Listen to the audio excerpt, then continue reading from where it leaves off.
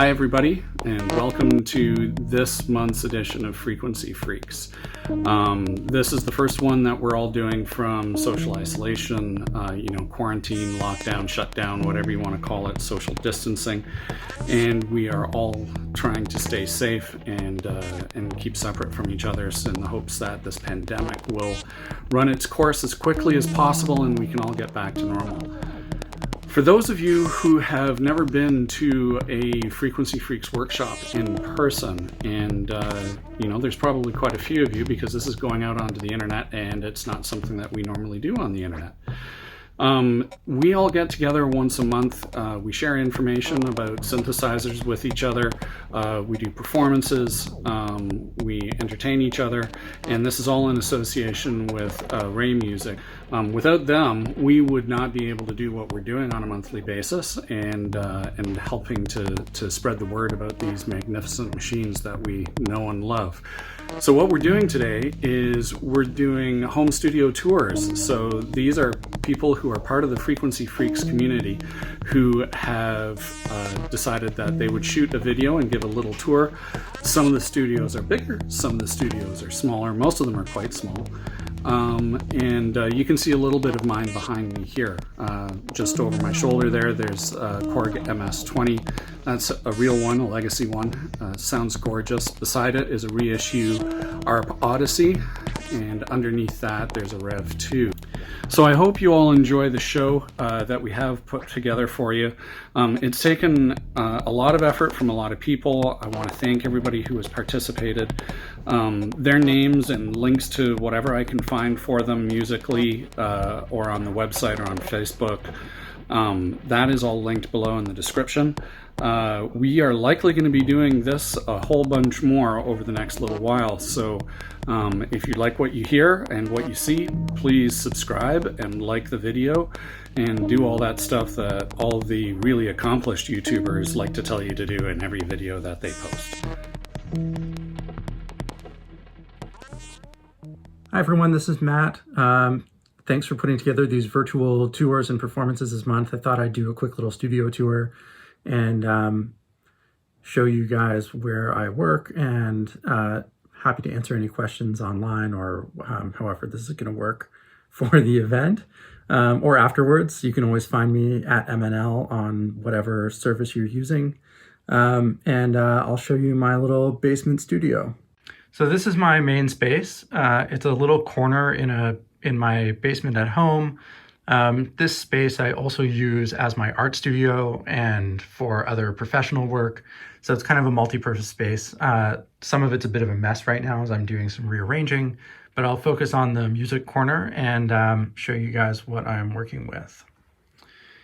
So this is my Soundcraft Spirit Studio 16 mixer, which I got from a church for like $100. And I've since fixed up a bit by replacing some of the op amps and capacitors, and it sounds great. So I use this as like the hub of my studio setup. It's wired for 16 channels direct output into my Apollo 16 recording interface, which is then also wired 16 channels out back into the mixer, so I can use this as a stereo mixdown for doing analog mixes. It's also got 8 buses, which can be used for subgroups or for effects or whatever else you want to use. That's all wired up down here into some patch bays. So I've got 2 patch bays in one rack and 2 in the other. This rack is like my recording setup, so it has the Apollo 16 and 2 patch bays, which are basically the mixer into the Apollo and the Apollo back out to the mixer. So this means that by default, it's hardwired so that the mixer goes to the 16 inputs and the 16 outputs go back to the mixer. But because of the patch bays, I can also insert or patch in whatever other stuff I might want to record or whatever. And then this rack is my effects and instruments. So the effects in here, the lexicons and 2 Boss boxes are old digital effects that I love and are weird and quirky. I also have the Lexicon MRC, which allows me to kind of play the LXP1 and LXP5 in real time using the sliders there. So you can do all sorts of crazy, weird effects with them. These patch bays below have the effects wired into them as well as all of my instruments. So if I want to patch anything into the mixer, I can like take the output from one of these instrument patches and just put it right into here into the mixer. And then that ends up in here as one of the channels, which then gets recorded into the Apollo. So it's a really easy system for patching in and patching out whatever I happen to want to play on that day. And also that the patch cords can be really short because I can just like patch from one patch bay to the other. Above this on the Jasper stand are my main kind of instruments. So down here we have the two kind of main cases of my Surge system, which is mostly random source with a little bit of custom stuff made by Loudest Warning. And they're in some road cases that I had made for when I did my tour in Europe last summer. But are also great for just like playing out here or moving to a different room if I want to or whatever. And all of these instruments are wired into the patch bays while they're on the rack so that everything's kind of instant access. Then I have my Surge sequencing panel, Nord Rack 2, the Synthstrom Deluge, which is my main sequencer and sampler, but I also use it as a synth and all sorts of other stuff. The small Bug Brand system that some of you have probably seen me play live. The Minilog XD, which is usually sequenced from the Deluge, but sometimes I just play the keys because it sounds good and is fun. And my Ectal NAS Moisturizer, which is a bizarre spring reverb that I usually use as an instrument rather than as an effect. A Fader Fox controller that I usually have hooked up to the Nord Rack or to the computer or other things. And then I have my little effects platforms here. So there's the Auto Boom, which is almost always on my 2-bus for when I'm recording and mixing. I use it as an end of chain compressor. And the BAM reverb. And then below that, a couple pedals and the Bug Brand PT delay, which is an awesome delay that I use a lot with the Surge because it can be clocked over CV to get some really extreme ranges of delay times. And then on the computer over here, I have my monitors, which are Dynaudio BM5 Mark IIIs, and then Logic and the UAD panel for adding effects or whatever plugins I want to use. And I use Logic as my primary DAW for recording and editing.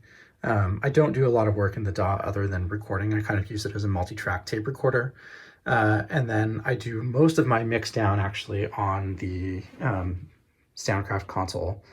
I like the way it sounds. I love working with the EQ. I find that when I mix analog like this, I fuss with things less, and then I just kind of record it back down to 2-track from the master bus on the mixer.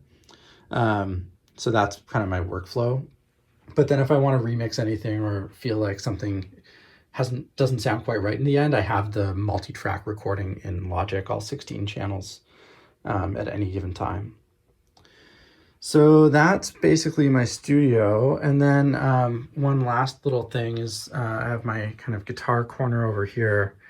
And then my record collection and turntable, which I use for listening to music while I'm working on stuff or making art, or for inspiration for things, and sometimes even for some little bits of sampling, but not a ton of that. So that's my studio, and I hope everyone enjoyed the little tour. I'm happy to answer questions online, like I said, and I can't wait to see how the rest of this event turns out.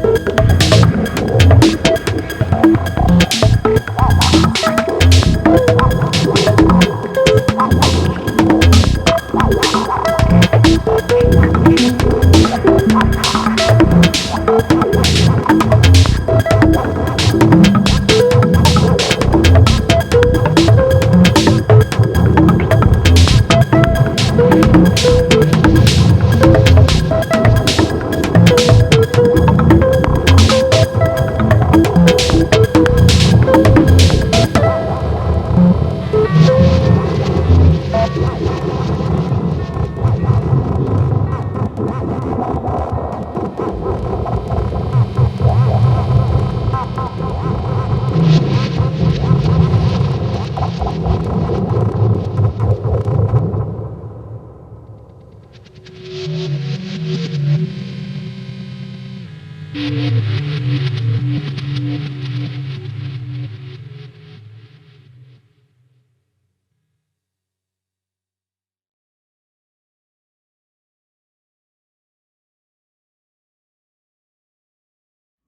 Frequency Freaks. You are in Heidi's studio. This is my as much hardware as I have right now. As some of you know, I recently moved, and there's not too much I have at the moment, but this is basically my little modular station, which is beside my desk.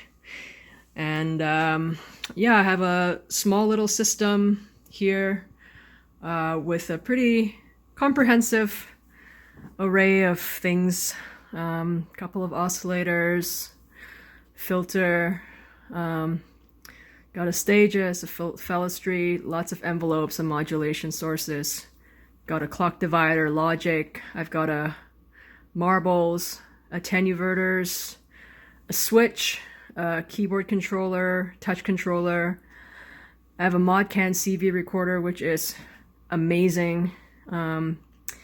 And this is kind of an little auxiliary case with a few extra things. I've got a Benjalin, an herb verb, and a couple of other things. Everything's going into my beloved Eventide time factor that I use as a looper, and then everything goes into my audio interface. I have pretty basic speakers at the moment.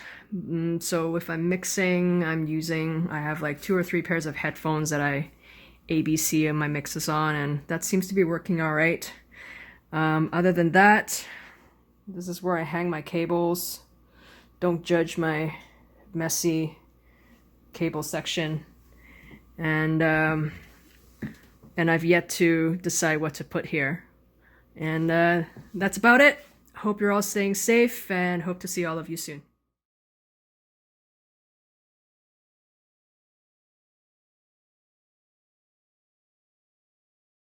So as you can see here, this is the main mixer. It's a Mackie Onyx 1640i Firewire mixer. I'm not using it for Firewire, basically I'm just using it for the stereo out into, to be honest, just my roll and go mixer, which goes into my phone. You can see the Eventide space and time factor pedals, the Auto Biscuit. Down here we've got some rack stuff. Got a TC Helicon Voice Prism Plus, a Yamaha SPX 90, and a DBX 166XL compressor. Got a few effects pedals over here as well. And then coming over to the main Jasper stand, we've got the TR8, TB3, the SEM Pro, Carbon Sequencer, Sonic Potions LXR, the Dual Digitax, Modular 1, good old DX21, and my lovely Pro 2. And then over here on the desk is the second modular case, and then the 3D Waves triple stand with the SH01A, the JU06A, and the Bro 1. So prepared a little bit of a sequence on the modular. I guess we'll talk about the modular stuff now, this being Frequency Freaks after all. So what do we have here in this case? We have the Mellow Instruments Freak. We've got the 4075 ARP 2600 filter from Studio Electronics. We've got a quad clock distributor from 4MS. We've got the BIA and the Cursus from Noise Engineering, as well as a Pico drums. Down here we have the wonderful Ladic MIDI to clock.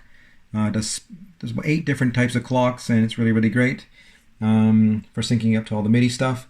Then we've got the Eloquencer here, and then from Erica Synths we have the Source and the Wavetable VCO, and then we have the micro braids made by Dakota.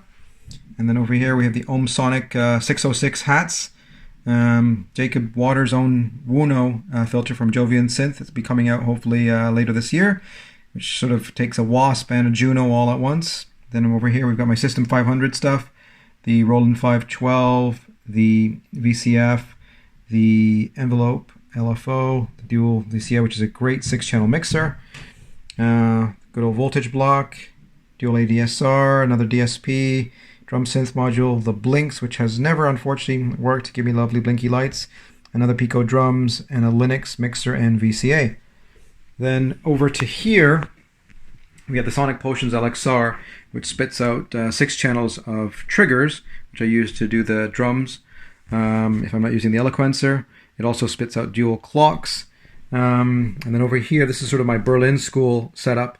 We've got the Doepfer A155 analog sequencer into the Doepfer dual quantizer, into the voltage controlled ratcheting controller, and then got the NanoRand. And in terms of my 3 analog VCOs for this setup, I've got the Mini Mod, the Dixie, and the NTO from RNS Surge.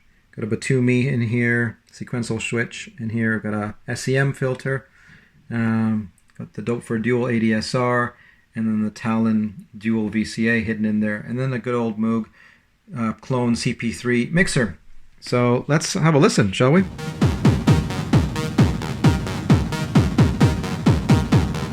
It's gone beyond remedies like passive resistance. If I may, I, for one, have never advocated passive anything.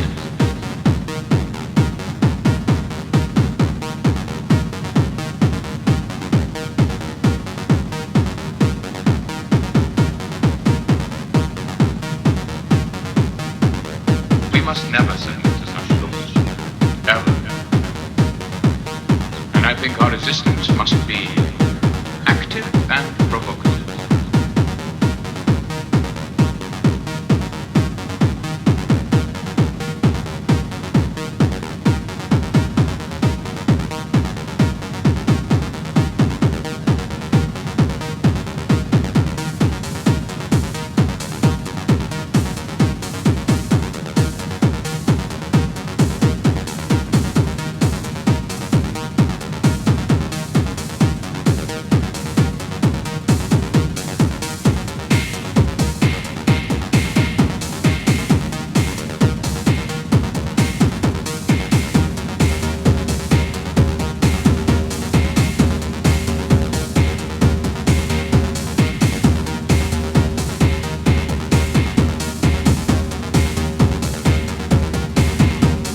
I want to embarrass all those who wish to treat us as slaves. I want to embarrass all those who wish to treat us as slaves.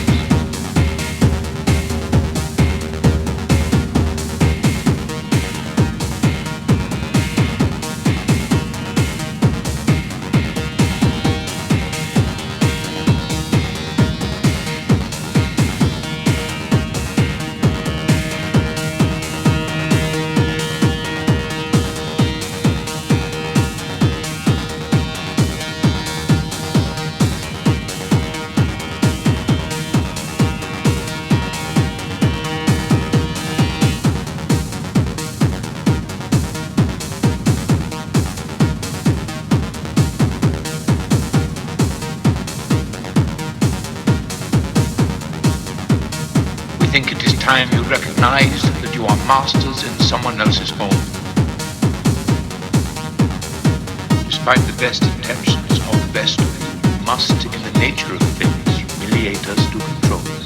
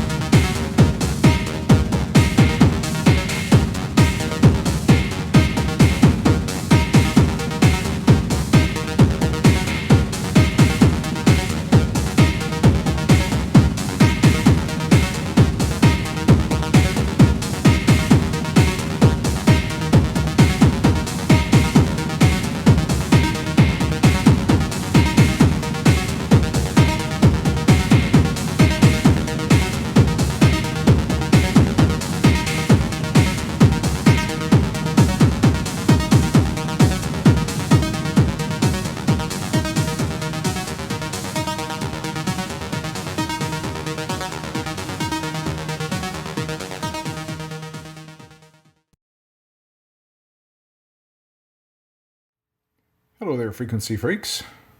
Thought I would give you a quick tour of my home studio. I call this Isolation Central. Here we have one of, obviously, my 4-row racks. All of my sexiest of gear. Right now I'm feeling a bit overwhelmed by that all, so I've got it set off to one side. Instead, I've opted to go for what I'm referring to as the C19 mini rig, which is kind of a variation on the setup that I brought to the last few frequency freaks. Here we have mono grids, mono arc, and then the fader bank N16, which is really sweet. That talks directly to the ER301, and as well, we've got the other mono devices plugged into the ER301 as well. Pretty heavily laden.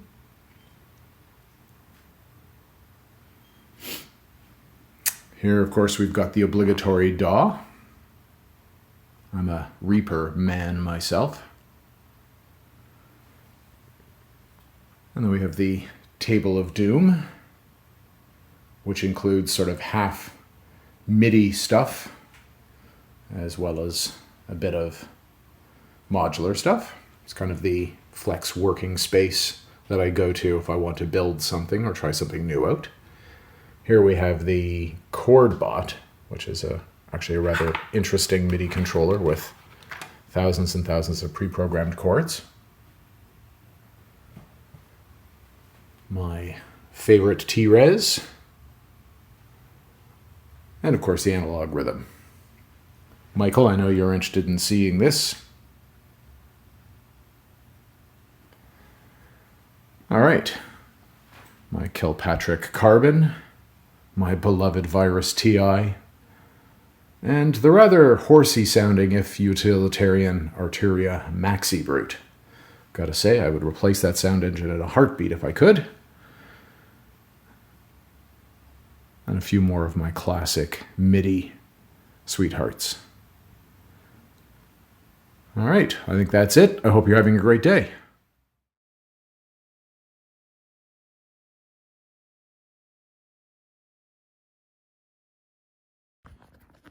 Hey, what's up? It's Neil Parfitt for Frequency Freaks. Going a little stir crazy, but this is a studio tour, something. Anyway, I'll show you my studio. Here it is. So here is the command post. The desk is made by Brock and Dion at 2 Egress, and I have a bunch of outboard gear. Flock patch ties all that stuff in so I can digitally patch stuff from the computer. I have a summer, some outboard compressors, some metering. I don't really know where to start this tour, so I'm just going all over the place. But anyway, so I have a bunch of outboard gear, some more outboard gear here, some reverbs, some distortions, compressors, mic preamps. These are client hard drive access right here. Running 3 4K monitors. I'm running in 5.1 surround for the kind of TV film work I do. And behind here is the computer and the monitoring system and all that kind of stuff. Not very exciting. Here is the granddaddy, the modular. This has been a huge work in progress over years.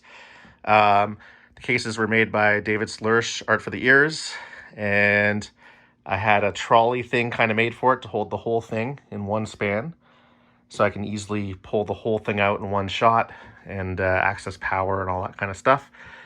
I sort of have this ordered sort of in a way that makes sense. Like I have rows dedicated to oscillators, multiple rows for filters. This side's more processing, like EQs, and some more filters. There's delays, all sorts of like granular processing. It's sort of spread out all over the place. At the top, I have This is all the MIDI coming from the computer, and some ES3s for automation coming from the computer, as well as some MIDI triggers. So I can control this whole thing from the computer really easily. The central mixer is a WMD PM, and that gives me a stereo mix plus all the individual faders, pre-fader, that I can track into the computer at the same time. Also have a flux capacitor, as well as the time travel circuits here. I figured that was appropriate for the modular. Here's the plutonium chamber dials here. So if I ever get a DeLorean, I can put this all in there. But for now, I have the time machine integrated into the modular, which is kind of awesome. And then the back wall is the 1990s, early 2000s wall of Cheesorama. So I was working on a show a few years ago that wanted like authentic, you know, poking fun at 80s, 90s, early 2000s. So why not source the original stuff? And this kind of just grew into an insane passion project. So I have some rarities here, like the VL1, the Techniques, Kawai K5000, all sorts of cool stuff. Here, I'll start from the top so you can see these. The cool thing is, there's a guy in Isle of Man who makes OLED replacements for a lot of these. So you can see how good that looks versus this. I'm going to replace that soon. So a lot of these screens have been replaced. So they look a lot better. They're really easy to read.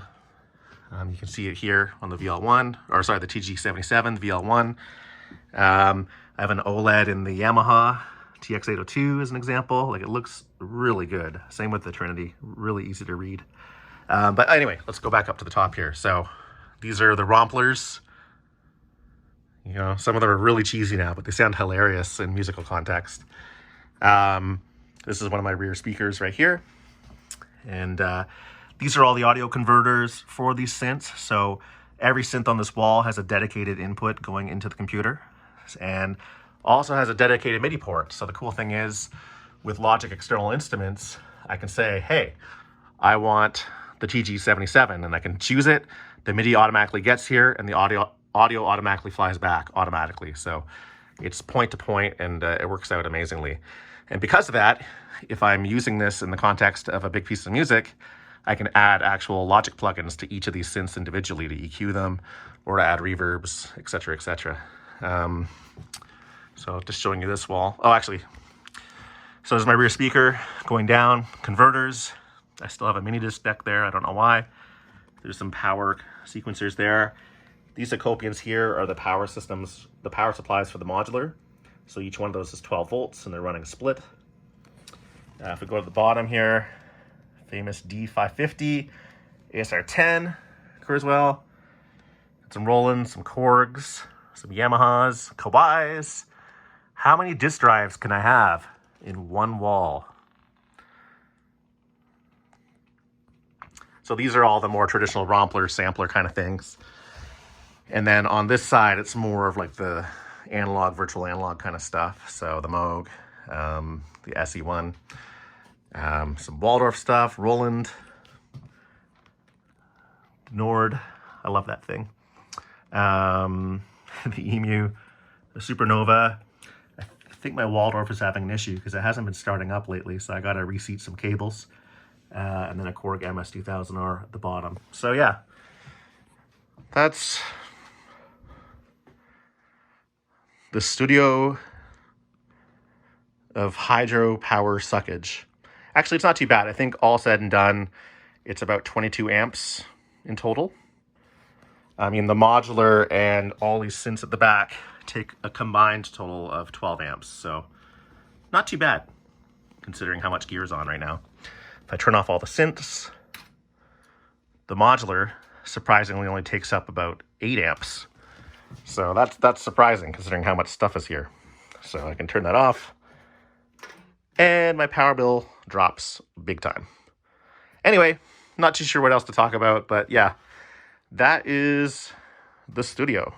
Oh, and just as a little thing, behind here, I have a Trinity from back in the day, the rare black aluminum one, Korg Z1, the odd time I want to use it.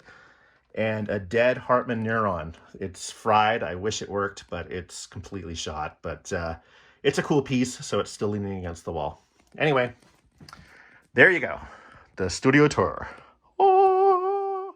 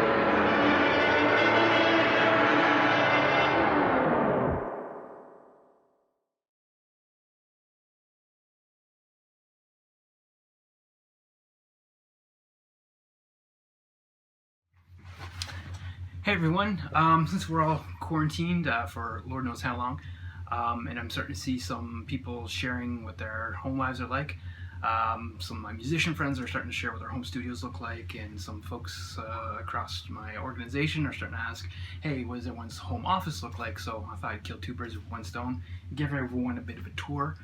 So for starters, if you're used to video conferencing with me, you've probably seen this backdrop. That is indeed a keyboard here. There's a guitar there as well. So yeah, I got a little bit of music gear going on. Let me just show you what some of that stuff is. So for starters, we have this beautiful Nord lead, which is a friend of mine's actually. It's not actually mine, but I got to play it a lot when I was on tour with them before. My friend Jennifer, thanks again for loaning this to me while you don't really need it. But this right here, this is actually my guitar. This is one of two guitars I have. Nice Stratocaster I picked up a few years ago off a guy's front lawn in St. Catharines. Really cool. First guitar I bought in 20 years, and Dave, my brother, has my other guitar, so I haven't seen that in a while. Maybe I'll see it again someday. This is what I'll refer to as the lounge. Anyway, here's another thing. This is actually mine then as well. This is my, call it a keyboard, sure. There's a keyboard attached, but there's some other stuff going on there as well, as you can see. So that's Eurorack modular synthesizer stuff. And all the cables are extremely necessary, as well as all the cables over here. So this is kind of more of the same of what's there, but without the keyboard. And so you can see a really good LPD factor, as they call it. That's lights per dollar, so get great ROI on that. This makes a bunch of funky, interesting noises, some nice soothing sounds like this. There we go. That's it. Just to give you an idea of some of the noise that this bad boy can make, the way it's set up right now. Then I've got a cute little step sequencer here, which controls some of that and some of the computer. So we've also got a iPad here, which is hooked up to the computer, so it can control some of the crazy sounds that I make over here. Again, nice soothing sounds. This is what I do at the end of my day to sort of relax. Just to give you an idea. Anyway, so of course then, yes, at the center of everything then is a computer. This runs Ableton Live, my favorite music making software. I should mention this guy then is also connected to make some sounds, so it's making like some drum sounds here from the computer. Some nice contemporary drum sounds, and it's also triggering this guy to make some notes as well. Nice soothing and totally in tune melody. I meant for it to sound like that. Absolutely.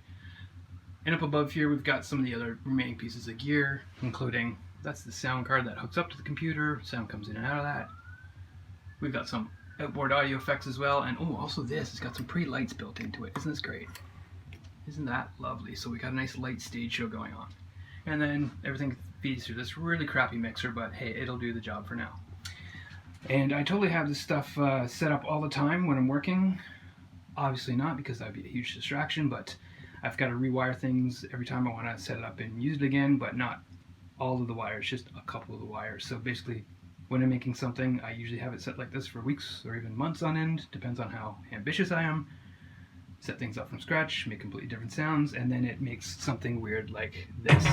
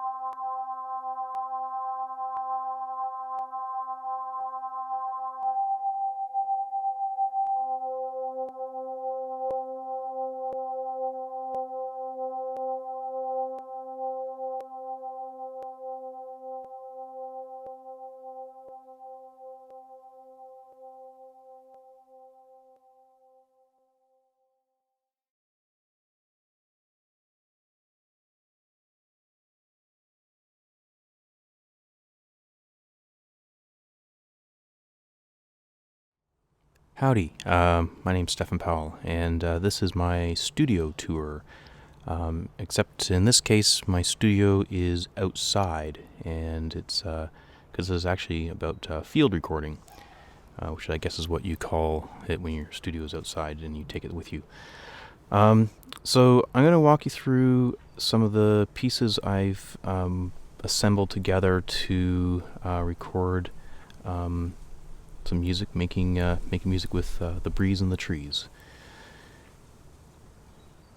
So here's the gear that I was working with. In the top left-hand corner are battery packs. These are Bosch Power Tool battery packs. They're the battery packs that I use for my power tools.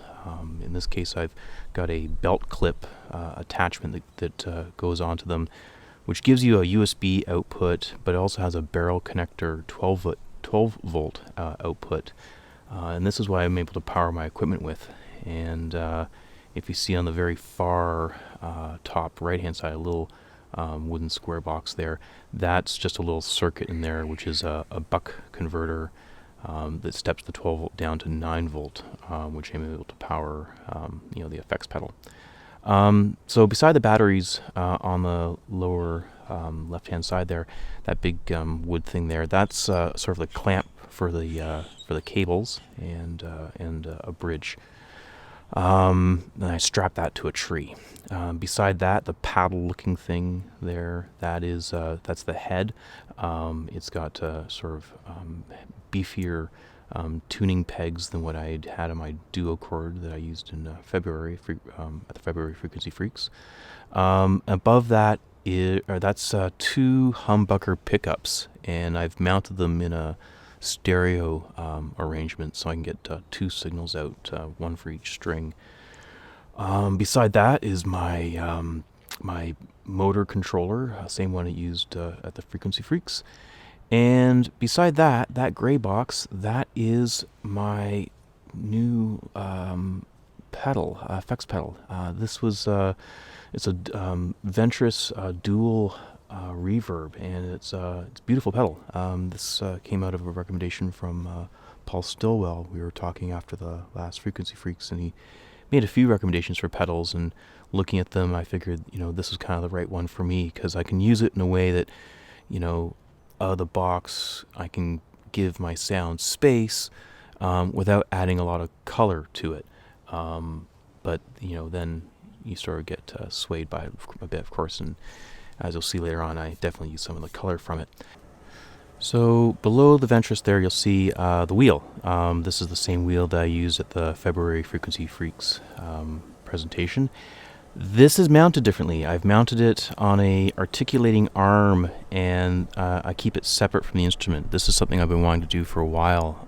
With the motor mounted to the dual cord, there's vibration from the motor that's introduced into the instrument, and that vibration really does affect everything that I do on the duo cord. It's in there, and I want to try to remove that a bit and make really the interaction much more just the magnetic field hitting the wire. So I've got a wood piece there with this locking articulating arm. I can sort of position it however I want, very loosely, get it exactly where I want, turn a little thumb screw, and it locks it right into place. It's a company called Small Rig that makes this articulating arm for photography and videography. So the wheel, by the way, I found a video of a guy online named Coca, and he makes a similar device. His video is about 4 years older, or 4 years ago, and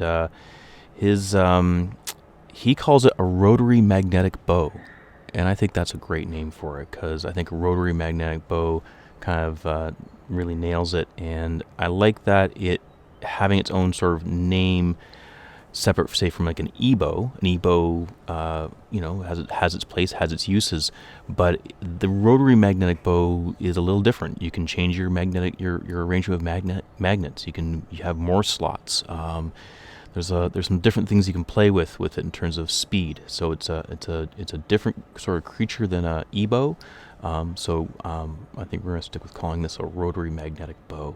And the 3D files for this They are on there's a link to it on the Frequency Freaks Discord site. There's a discussion, and I've put the link there. So if you get on the Frequency Freaks discussion forum, Discord forum, you'll see the link for the Thingiverse file for that. Let's go on. Let's show this thing in the field. So here's my gear. There's my little portable weird mixer. It's like this weird little Belkin mixer recorder, which records to an iPod. And my motor controller there. Everything here is battery powered. The Ventris is powered from the little buck converter. And you can see on the Ventris I have 2 signals coming in, and I record those to 2 channels and mix them here and record that out to the iPod. And I mount it up in a tree like this. So here I have the strings mounted going over that bridge. I've got the articulating arm mounted on a different part of the branch, and swinging the wheel, the magnetic bow, or magnetic rotary bow, underneath the wires there. You can see my little camera mounted up there, running over to the dual humbucker pickups, and we record this one in a nice, beautiful garden. So this is a garden in Nocera, Costa Rica, and I did this between 2 trees here. This is a huge coconut tree on the left, and an Indian almond or a tropical almond tree on the right hand side. So here's the mount on the coconut tree. You can see here I've got tied in the ropes. It is a bugger working with ants, because as I was doing this, there's little ants on this tree that are trying to bite you, and they bite into the ropes, and they're terrifying. So here we see the two pickups, stereo pickups, and the cables run over to the other tree over here, the Indian almond tree, and on there you can see that I've got the unit which holds the bridge, and I've got a separate unit that's strapped in that holds the articulating arm with the rotary magnetic bow. So here you see the strings running across from one tree to the other. So in the recording, what am I recording? I'm recording the sound that's made by the tuning of these 2 strings being affected by the bending of the trees. So as the trees very slightly bend in the breeze, it's pulling and letting some slack happen into these wires. The wheel, the rotary magnetic bow, is inducing the vibration, and that's activating and various frequencies that are coming up and sort of bouncing up and down the vibrating body of these 2 strings. So that creates all of the real melody of the piece, and as the wind sort of picks up a bit or dies down, you get all the variation in the recording. So that's what I'm recording. Really recording the breeze in the trees. Here's a view of it from the other side. Again, 2 wires coming in, 2 humbucker pickups, 2 signals going down to the Ventris, and here's the 2 lines coming into the Ventris, and with this backpack, it's a better arrangement than having my stuff on the ground with all of the insects and whatnot. So here I've got the lines going in, it's going into my mixer. I've got the monitor coming out to my video camera, and the monitor on the video camera going out to a portable speaker that's acting as a monitor, so I can hear what's going on with the recording. And here's my Ventris and the settings I was using in the Ventris. I kind of let loose with the Ventris a little bit here. This was something because in this piece I didn't really want to focus so much on the acoustic qualities of the duo chord or the wind.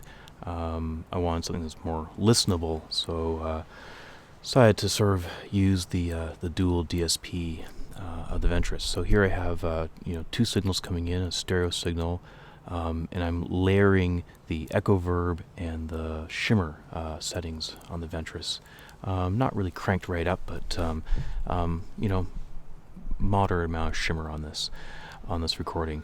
So what you hear is the breeze in the trees affecting the bend of the trees, which is changing the tuning of the wires, which is generating the melodies with the help of the rotary magnetic bow, and that's being fed in to record the final piece. So I set the equipment and record this for just over an hour, and I'm going to have a segment of that played as the performance to this presentation.